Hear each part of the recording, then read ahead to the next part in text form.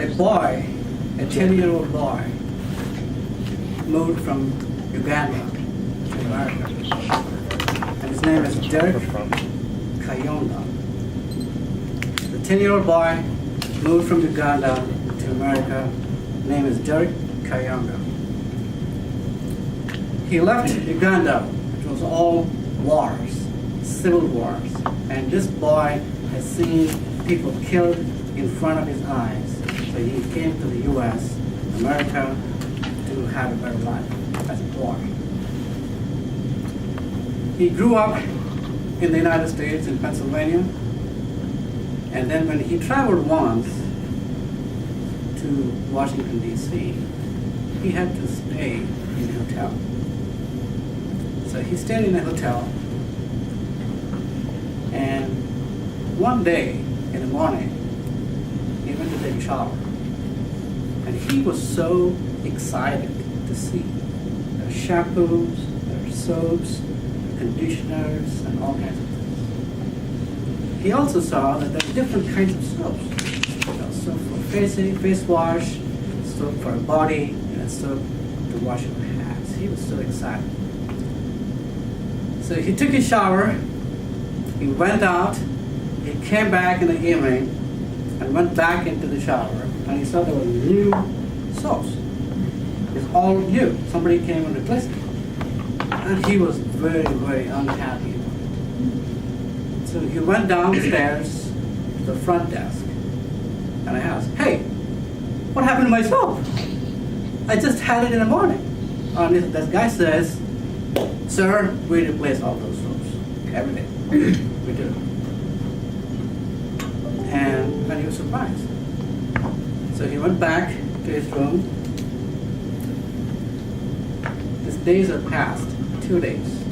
It's the same story. Every day, the hotel replaces the soap. So he was so concerned, and he wanted his soap. So he started stealing the soap. And he used to use one soap, and the rest of the things he put in the bag and see if they're going to come back and replace not only the used soap, but also if they don't find any soap.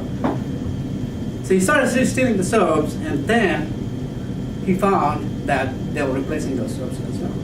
And he was really, really curious, like, what's going on here? So he went back to the front desk, and I asked the front desk, "What's going on? I have to confess, I'm stealing all your soaps. Or maybe that's why you're replacing them." And they said, "No, if you don't find a soap in your room, we'll replace it." So at that point of time, he had a question. This is a question to the front desk. He said, "Tell me, when I use the soap, you guys come and replace it, what do you do with the old soap?" And he said, "We throw it." So we just throw it. And he said, So he started walking back to his room. And it occurred to him that in Uganda, the people did not have any soap to clean. And it's like he started thinking, hey, here we are throwing away the soaps that are just barely one person has used it in the morning. So he wanted to find out more about, can he somehow get hold of this used soap, and he can recycle it and then reuse it. So he went to his family, and he said to his wife, after a few years after, as a 10-year-old boy, and he said, "Well, I'm thinking of coming up with a process to recycle the used soaps." And the first thing that came out of his son's mouth is, "Dad, that's yuck. Why do you want to do that?" But he took it forward. He went to FDA and every other lab, and they said, "No, you can't recycle." Why? Because there are germs. Can you find a way to get rid of the germs, at the same time not change the chemical composition of the soap? We will allow you. So what he did was, he found a way to kill the germs without changing the chemical composition of the soap by just simply freezing it and then making it as a powder. And then he started making another soap out of it. Right. So he went back to the testing lab that they were trying to test whether this new soap has any, germs in it. They said there was no germs. And FDA came back and said, "What did you do?" I'm like, "Well, it's a complicated process."